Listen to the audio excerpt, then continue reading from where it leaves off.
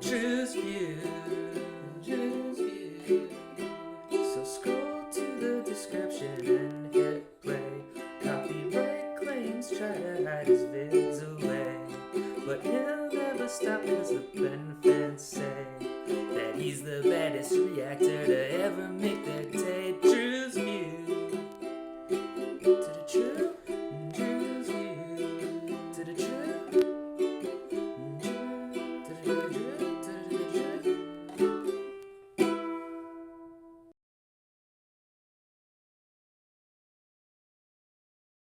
Hey, we got Drewz Viewz here, and I'm back for a little Car Tuesday, reacting to them cartoons on Tuesday.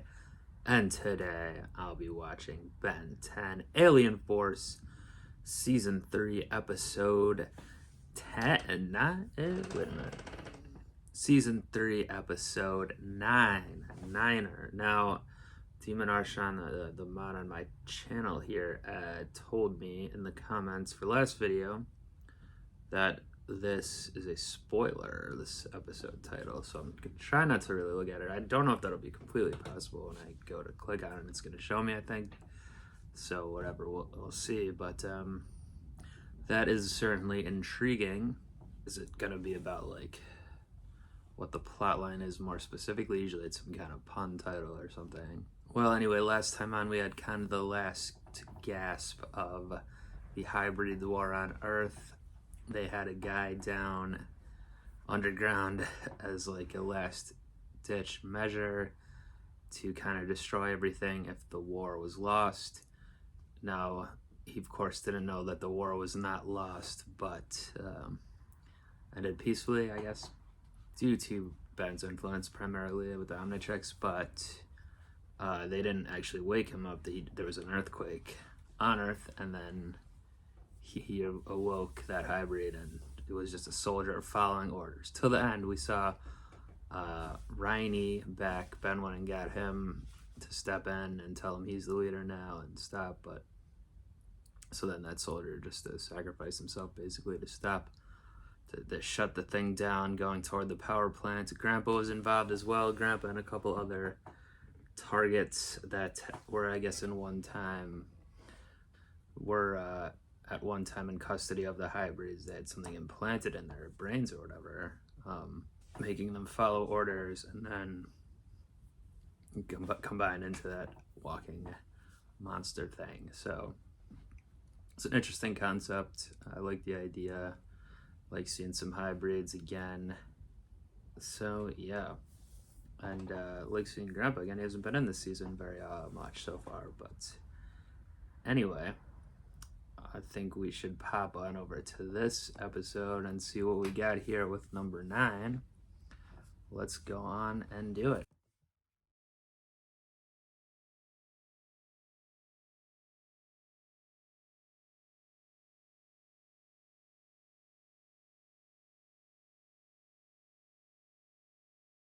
Well, pretty abrupt ending there. Kind of a downer note. I don't know if I'd call it a down note, but a contemplative note about the relationship. Yeah, so nice Kevin Gwen episode, and we had our girl Charmcaster back in the building, so that was cool.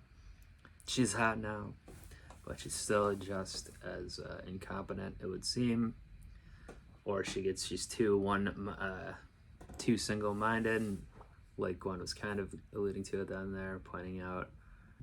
So even though she is powerful, it gets thwarted by, I guess, how a lot of crazy people are. It's thwarted by not being able to leave it alone, even when she had defeated Gwen. Kevin obviously tricking her then, but she could have been like, oh, just a little bit of power, you know, whatever, but she wanted the full revenge.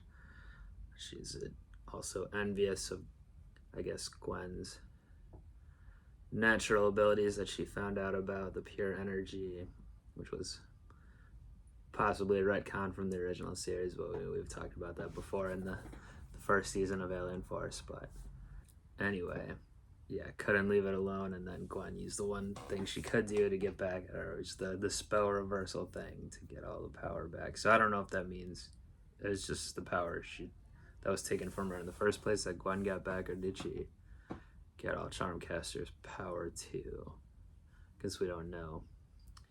But yeah, like, you know, fun episode from that respect.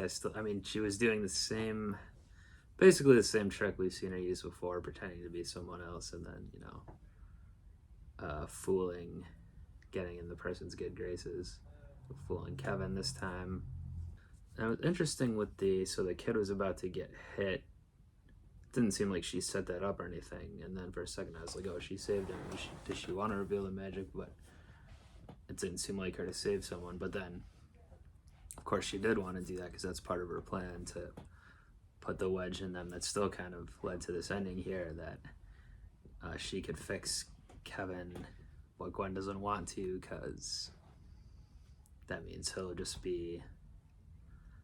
he's the only one that, or no other girls will want him, etc. So the logic of that is not terribly sound. However, you know, Kevin's already in a bad place with his self-image, so I can see him believing it, which he obviously did.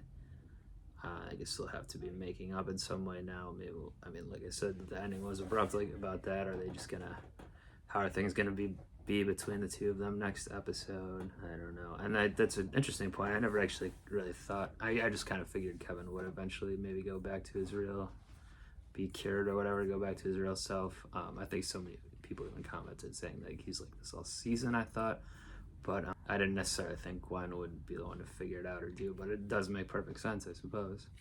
So yeah, I don't know if we'll see Charmcaster ever again. Maybe next series. She's dead through that portal now with her two long-suffering golems. She's not very nice to you. I like the little thing at the end too, where he was clearly sentient and did it on purpose, like she said. So you can't berate your employees that much, Charmcaster. A lot of flaws with you. I've pointed them out now, but still a fun character. Yeah, so I like this one. And Ben, you know, just a little bit of the side story, but Ben's still having a lot of issues with Omnitrix. Twice in a row, it didn't give him the one he wanted, so we'll be monitoring that progression too, I'm sure. But anyway, that's going to do it for me this time. Do leave the comments. Love to see them, love to read them. Do like and subscribe, all of that type of stuff. But until next Car Tuesday with Alien Force Season 3, Episode 10, I'll be up out of here. Peace.